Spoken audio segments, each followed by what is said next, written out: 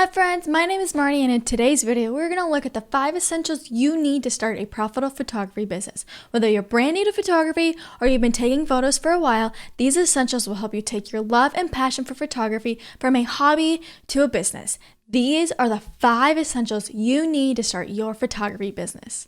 If you enjoyed the video, feel free to hit that subscribe button and shutter the like button. Alright, let's get into it. So assuming you already have a camera you are using to take photos, whether that be a family camera, a camera you got gifted, or a camera you put a little more research into getting, most cameras are going to work fine as you're starting out.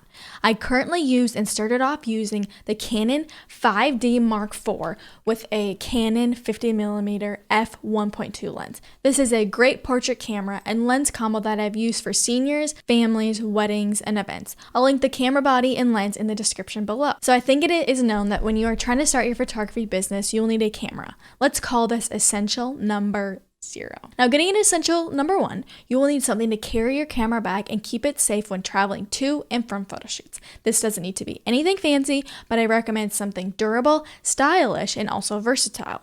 There have been many times when my camera bag has accidentally dropped, and at that moment, I'm so glad that my camera bag has great protection and durability. The camera bag I got when I first started photography is from the brand Ona. It's called the Bowery bag from Ona. This bag carries my camera and lens as well as my keys, my phone, and my wallet when I'm at a shoot. If you're looking for a bag that can carry multiple lenses, your laptop, or multiple camera bodies, I'd recommend a backpack of some sort. I recommend the brand Carmit or Brevite for more of a camera backpack. Also, sorry if I just butchered those names. Please note that when you are just starting out, that a backpack or a bag of any sorts will work just great. The bottom line on this essential is that it is important that you at least have some sort of protection for your camera. I'll tag the bag I have as well as some other recommendations I have in the comments below. Along with a camera bag, I also recommend purchasing SD cards. The SD card is what you will insert into your camera and to copy over the photos while shooting a session. SD cards can be purchased on Amazon. However, I do caution purchasing SD cards on Amazon because you'll notice that some of them are for a great price, but they can actually malfunction very easily since they are from an off-brand company. I recommend purchasing them from a place like Best Buy. In addition to the SD cards, I also recommend investing in an SD card holder.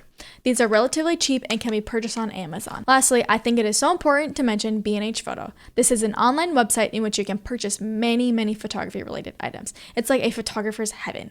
Not to add that they give you so much money back when you purchase items through their website. Here you can purchase camera lenses, camera bodies, the SD cards, SD card holders, and also camera bags. I highly suggest checking it out. I feel like we have all the tangible items, so let's get into the not so tangible items. Essential number 2 is a business email. This email is where all communication with clients goes through. It is as easy as just setting up your first name and last name with photography@gmail.com or whatever your business name is. This was how I first started communicating with my clients, and it worked like a champ. This should take no longer than a few minutes to set up.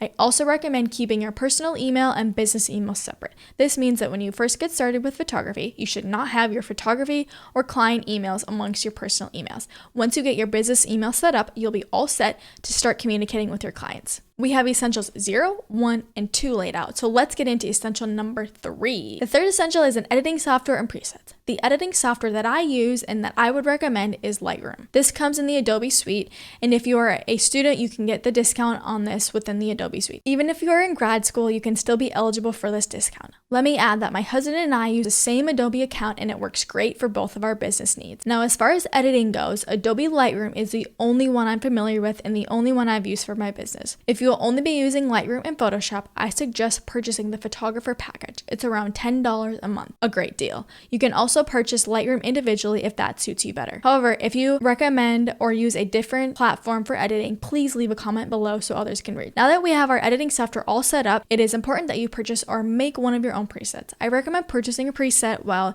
you're just starting out, as this has been the most beneficial for me, as it has helped me learn more about my editing style and create more presets of my own. I'm not selling my presets at the moment, but if you're interested, please let me know. As far as presets that I recommend purchasing, it totally depends on the style you're looking for and wanting to achieve. Something that might be worth checking out is Mastin Labs. They have a variety of high quality presets. Essential number 4 is a business website. I use Squarespace as a platform in which my website is on. I would recommend Squarespace as well as Showit. I have heard great things about Showit, however, I don't have any personal experience with it. A business website will help potential clients have a landing page in which they can see your work, learn about you, and contact you for their needs. I recommend looking at other websites to find inspiration and what you might like for your style. You can take a look at mine. It's marnie.ellyse.photo, linked below. When it comes to website building, I recommend creating a website that is easy to follow and functional when you're first starting out. Your website can be refined, changed, and developed further in the future, but it's important that at the beginning you at least have some sort of landing page or website for clients to see your work and be able to contact you to be their photographer. Now, if you're further along into your business, there are templates you can purchase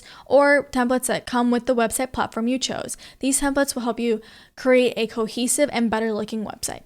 I suggest taking a look into these if you have more experience with website building. Essential number 5 is social media. This was something that took me about a year to learn, and it is something I wish I would have learned sooner. So let me be the first to tell you that you should start this as soon as possible. When it comes to social media, I'm talking about Facebook, Instagram, TikTok, and others. All right, let's start with Facebook. So Facebook, I recommend creating a business page. This goes hand in hand with an Instagram business account. So I believe you can start the two together, or you'll start them each separately. Here, you'll be able to link your website, which we just talked about, as well as your emails so that your clients can contact you and you'll be able to display your work and availability. As far as Facebook and Instagram go, you can post on Instagram and have those Instagram posts also post to Facebook at the same time. This has been helpful for me as you don't have to do multiple posts on multiple platforms. I have seen from personal experience that the use of social media is very beneficial when first starting out. Show your work, show your most favorite work, and show your work that inspires you and watch what happens. When it comes to other social media platforms such as Pinterest and TikTok, I haven't used those as much, however, I am familiar with both platforms. I recommend creating an account and using the platform to the best of your ability. Again, if you have other suggestions and comments about things that have worked well for you and your business when you were just starting out, leave those comments below for others to read. I'm including one bonus tip in this video, and that last essential I'm going to leave you with is when you're first starting out with your business, you will want to make a DBA.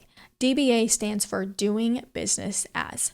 Purchasing a DBA will make your photography business official and legal. You will want to do this if you are deciding to transform your photography hobby into an actual job or business. This is important research to do to know exactly what is required to become a legal business. After you've chosen a name for your photography business, again, I recommend either your first name and your middle name with photography or first name and last name with photography. For example, my business name is my first and middle name, Marnie.ellyse Photography. After you have chosen your business name and you know that it is available, you are ready to make it official. You will want to purchase the DBA at your county clerk's office in which the county you plan to perform that business in. Please note that your DBA and county clerk office is dependent on where you are located and can be different for everybody. Not all states require registering your DBA, but it is definitely something you will want to look into. If you live outside the US, look into what your country and states classify as small businesses. Alright friends, hopefully you found this video helpful. If you enjoyed the video, consider subscribing. I'll see you in the next video.